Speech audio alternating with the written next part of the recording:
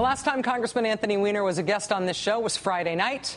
I did a really, really stupid lead-in story, totally unrelated to the news of the day, about rodeo queens in Salt Lake City. Then I made a self-consciously awkward transition to talking about special election results since House Republicans voted to kill Medicare, also approval ratings for red state governors. Congressman Weiner took it all in good humor, and we talked about national politics and Democrats' political strategy around Medicare and more. Tonight, Congressman Anthony Weiner is back on the show, and this time it's because since Friday night, an allegation which he denies that he tweeted a lewd picture of himself has become a national fixation.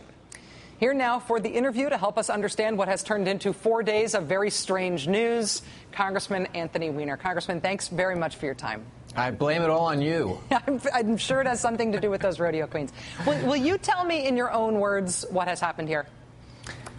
Well, I don't know for sure. It seems like what happened was someone somehow got access to my Twitter account and tweeted a joke, I guess. You know, when your name is Weiner, you get some of those sometimes. I happened to be, quite literally because I was on your show, I was tweeting at that very moment. I saw it pop up there. I took it down pretty quickly. The woman who was, I guess, intended to get it never received it, put out a statement saying she doesn't know me. I certainly don't know her. And I write it off basically as a prank. I continue that night tweeting and talking to my followers about hockey and Clarence Thomas and other things, and woke up the next morning to kind of smell the embers burning of what would become like this national question about who did what and when. But I just want to say that I didn't send the picture. I don't know who did or what they were intending to do. But I consider it a prank, and we've been trying to move past it ever since. Does anybody else have access to either your Twitter account or your YFrog account, any of the different vectors by which this would have appeared on the Internet under your name?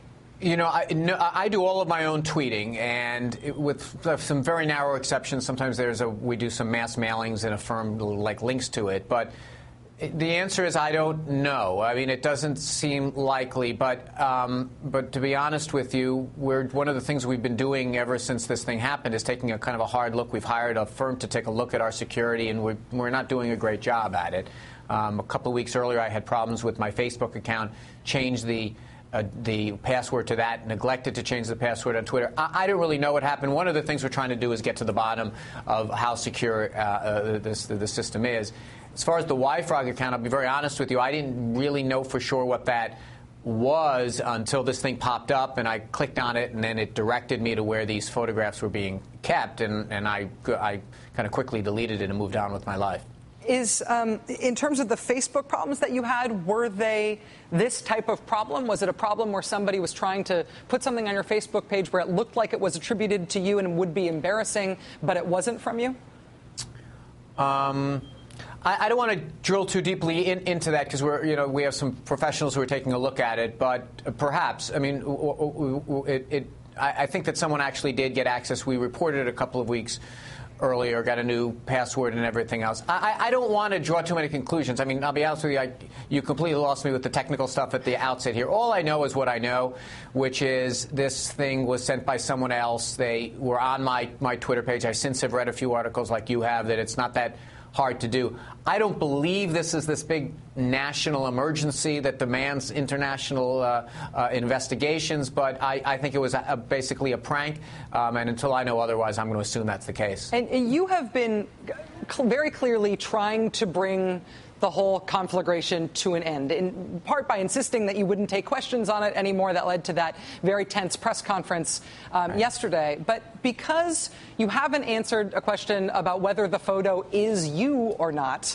you realize that now everybody thinks the photo is you. And so where there's smoke, there's fire. There must be a real scandal here. You must have been doing something creepy here. Let me ask you whether or not you want to answer that question, and then let me ask you what the answer to it is.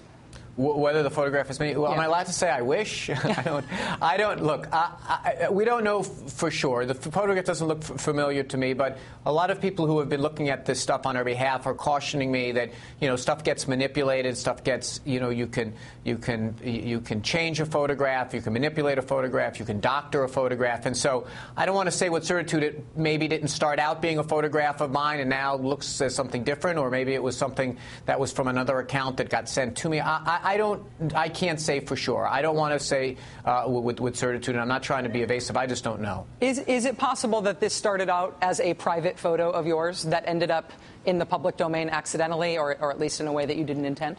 Well, it could be, or it could have been a photograph that's taken out of context or manipulated or changed in some way. So maybe it did, or maybe it's a photograph that was dropped into an account from somewhere else. I can't say. I don't want to cast this net wider by saying it's someone else. So I'm going to say that I can't say with certitude it's me or it's not.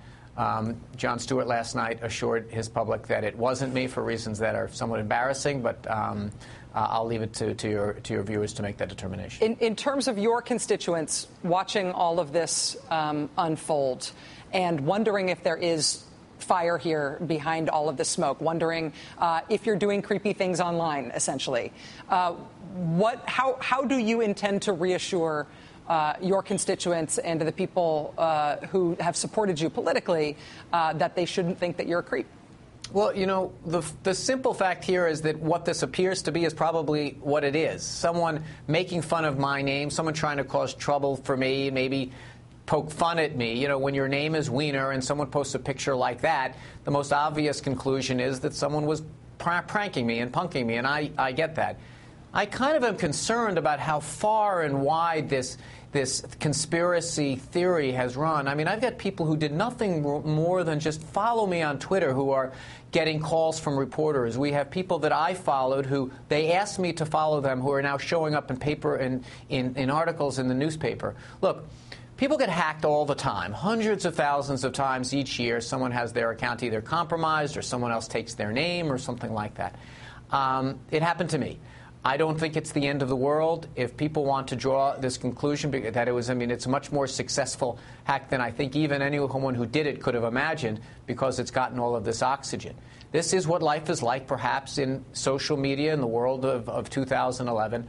And I'll do the very best I can to persuade my constituents both I'm going to keep doing my job and, to be honest with you, I'm going to return to Twitter. I'm going to keep doing the things that I was doing because I think it helps me do my job. In terms of that firm that you hired to help get to the bottom of this, will you make public anything that they find in terms of what they determine about not necessarily what any security lapses that you've committed, but how this ultimately happened so people think that this isn't you covering up something that you did?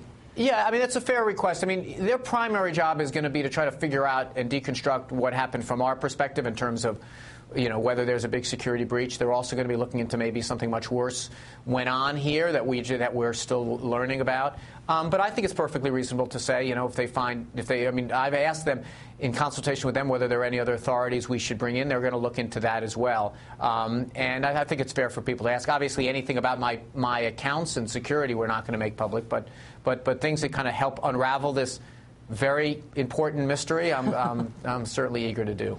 Congressman Anthony Weiner, always a very valued guest on this show. Look forward to having you back, sir. Thanks very much for joining us. Thank you.